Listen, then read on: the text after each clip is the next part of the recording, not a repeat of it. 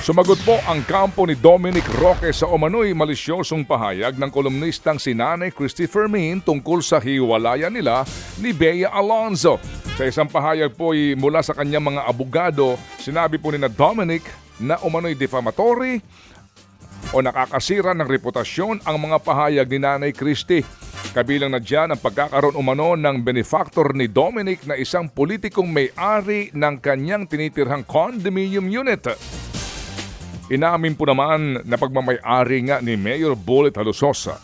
Pero matagal na umanong magkaibigan si Dominic at si Mayor Bullet at nangungupahan daw ang aktor sa condominium ni Mayor.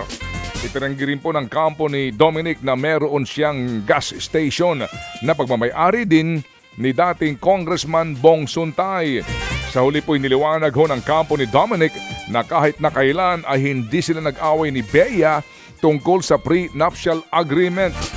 Ngayong araw po abangan ang sagot ni Nanay Christy sa mga ipinapahayag na ito ng kampo ni Dominic Roque, Bullet Halusos at maging ni Congressman Bong Suntay. Ted Filon at DJ Chacha ngayon nasa Radyo 5 92.3 News FM Monday to Friday 6 to 10 a.m.